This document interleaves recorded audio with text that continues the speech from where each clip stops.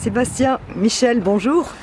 Bonjour. Alors après un beau carnaval que nous avons vécu très récemment, Sébastien, je crois que vous avez encore dans les cartons et toujours de beaux projets pour l'année de la lumière à Bressuire. Oui, on essaye de surprendre, d'étonner les Bressuirais. Donc, dans le cadre de ce programme, de cet agenda de l'année de la lumière, Michel Semeniaco, qui est le parrain, il faut aussi le préciser, de ce projet de l'année de la lumière, est en résidence sur Bressuire en mars et en mai. Donc Michel est photographe professionnel, artiste photographe, et il fait un projet pour la ville de Bressuire. On va en parler un petit peu, Michel, tous les deux. En quoi consiste le projet que l'on a ensemble, ville de Bressuire et puis vous? Eh bien, il s'agit de photographier la ville d'une manière la plus représentative possible, sans malgré tout être totalement exhaustif, c'est-à-dire les communes associées, le centre-ville, des activités d'emploi et industrielles, et évidemment la campagne. Enfin, cette espèce d'équilibre qui fait la qualité de vie à Bressuire, que j'ai découvert malgré tout récemment, et que je continue à découvrir en photographiant, mais en photographiant de nuit.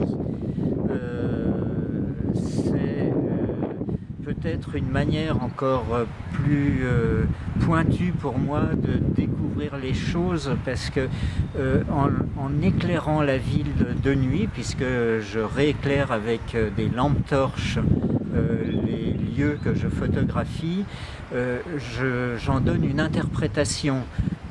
Donc, d'une certaine façon, ça me pousse à mieux comprendre les lieux, à mieux comprendre leur... Puis c'est un autre regard aussi, parce qu'il y a certains endroits qu'on connaît par cœur, Bressuirais, mais là, avec votre travail de clichés de nuit, ça donne une autre ambiance à des endroits qu'on pensait connaître par cœur, mais là qu'on redécouvre en fait. Oui, tout à fait, parce que je dirais que l'habitude nous amène à une vision très standardisée des lieux où l'on vit. Et à un moment donné, d'une certaine façon, on ne les voit plus, ou on ne voit que ce qui nous motive, c'est-à-dire la boulangerie quand on va acheter le pain, mais on ne voit pas la place qui est autour. Enfin, c'est un exemple un peu bête, mais c'est pour essayer de comprendre qu'il faut une sorte de regard naïf qui permette l'interprétation. Et la nuit remet un peu les pendules à zéro.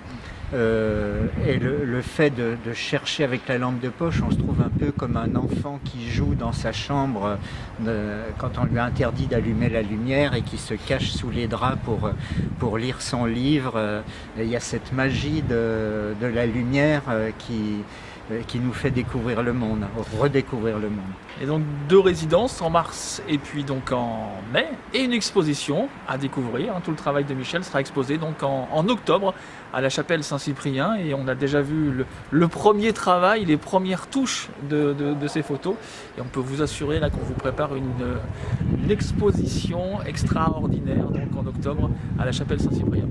Merci beaucoup Sébastien, surtout merci beaucoup Michel de votre présence ici, et puis de nous donner cette opportunité de découvrir des choses très belles, un regard nouveau aussi sur notre ville, mais aussi toutes ces belles techniques qu'on peut développer, et une vision de notre patrimoine tout à fait différente. Alors on vous dit à très bientôt Michel. Et puis merci pour votre accueil. Merci Michel, merci Sébastien. Merci Pascal.